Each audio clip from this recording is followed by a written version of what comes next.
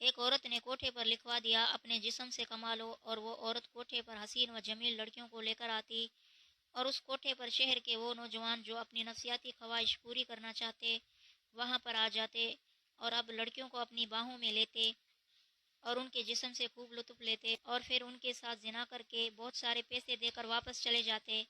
جسم فروشی کے ساتھ زنا کر کے عورت کو بہت ساری رقم دے کر چلے جاتے۔ سلسلہ کئی سالوں تک چلتا رہا۔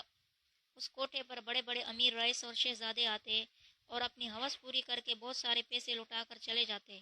وہ عورت جو مہینوں میں کماتی تھی اب وہ دنوں میں کمانے لگی، لیکن وہ لڑکیاں اپنی مرضی سے جسم کو فروش نہیں کرتی۔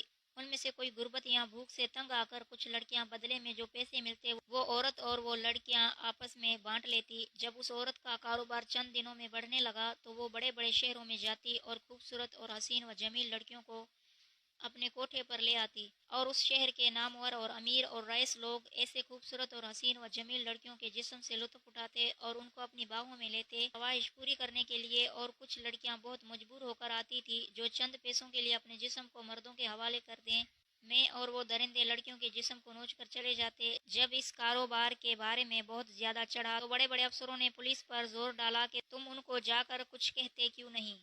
تو وہ پولیس والے رشوت لے کر چلے جاتے، لیکن جب ان کے سر سے پانی اوپر ہوا تو انہوں نے اس عورت کو کہا کہ آپ اب یا تو ہمیں اور خرچہ دو یا تو تمہیں یہ دھندا بند کرنا پڑے گا۔ اس عورت کے پاس بہت پیسہ جمع ہو چکا تھا۔ اس نے آفیسر کو بہت ساری رقم دی اور کہا اپنے اوپر والوں تک پہنچا دیں اور اوپر والوں کا منہ بند کر دیں۔ ایک دن ایک بہت ہی خوبصورت اور حسین و جمیل لڑکی اس عورت کے دروازے پر آئی۔ وہ عورت اس کو دیکھ کر بڑی خوش ہوئی، یہ بھی کوئی اپنے جسم کو فروخت کرنے والی ہوگی، اور اس کا حسن دیکھ کر وہ تو پاگل ہی ہو گئی۔ اب وہ اسے اپنے کمرے میں لے آئی اور اس کو سب کچھ بتانے کے بعد اس کو اپنے کمرے میں بٹھا دیا، اور تھوڑی ہی دیر میں ایک بہت بڑا افسر اس کوٹھے پر آیا تو وہ عورت اس لڑکی کے کمرے میں اس کو لے گئی، لیکن وہ افسر تھوڑی ہی دیر بعد وہاں سے واپس چلا گیا۔ پھر دوسرے دن بھی ایسا ہوا، جو بھی کوئی جوان آتا تھا تو بغیر کچھ کہے وہاں سے چلا جاتا۔ اس عورت کا کاروبار بالکل ٹھپ ہو رہا تھا۔ پھر ایک دن مرد آیا، اس لڑکی کے کمرے میں آیا، لیکن پھر وہ بھی چند لمحوں بعد ہی واپس چلا گیا۔ اس عورت نے اس آدمی سے پوچھا کہ آج کیا بات ہے، تم کچھ کیے بنا جا رہے ہو؟ تو اس آدمی نے کہا اندر جا کر خود دیکھ لو۔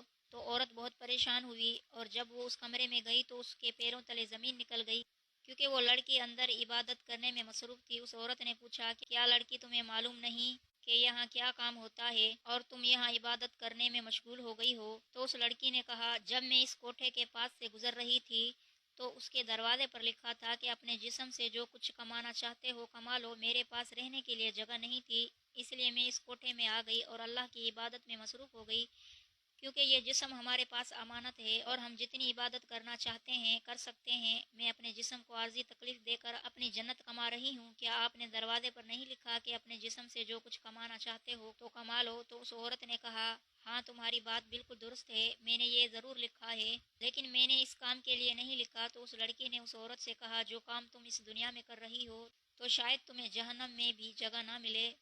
تم ان معصوم مجبور اور لاچار لڑکیوں پر نہیں لکھا کہ اپنے جسم سے جو کمانا چاہتے ہو تو کما لو؟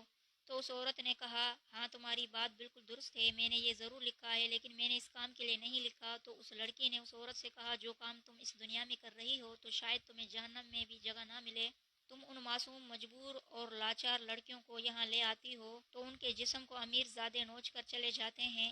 قیامت کے دن تم سے ایک ایک لڑکی اپنے جسم کا حساب لے گی، اور قیامت کے درجے تمہیں اپنے جسم سے کمانے کے لیے اور کچھ نہیں ملے گا۔ یہ بات اس عورت کے دل کو جا لگی۔ پھر اس نے کہا تمہاری بات بالکل درست ہے۔ پھر اس نے کہا کہ تم اپنے سے پوچھو کہ تم اتنے سالوں سے یہ کام کر رہی ہو، کیا تمہیں کوئی سکون ملا؟ تو اس نے کہا آیا ایک بھی لمحہ نہیں گزرا جس میں نے سکون کا سانس لیا ہو۔ پھر اس لڑکی نے کہا تمہارے کہنے کے مطابق کئی درندے اس کمرے میں آئے اور یہاں سے چلے گئے، لیکن میں اپنے رب کی یادوں میں اتنی مگن تھی کہ مجھے اس بارے میں پتہ ہی نہیں چلا، اور مجھے تم سے زیادہ بے وقوف اور دنیا میں لگتا ہی نہیں، کیونکہ تم اس دنیا کے لیے کما رہی ہو جس میں رہنے کے لیے ایک سیکنڈ کا بھی نہیں۔ میں تو اس دنیا کے کام کر رہی ہوں جس میں نے ہمیشہ ہمیشہ کے لیے جانا ہے۔ یہ سن کر عورت اس وقت سجدے میں گر گئی اور اللہ تعالیٰ سے گڑ گڑا کر معافی مانگنے لگی۔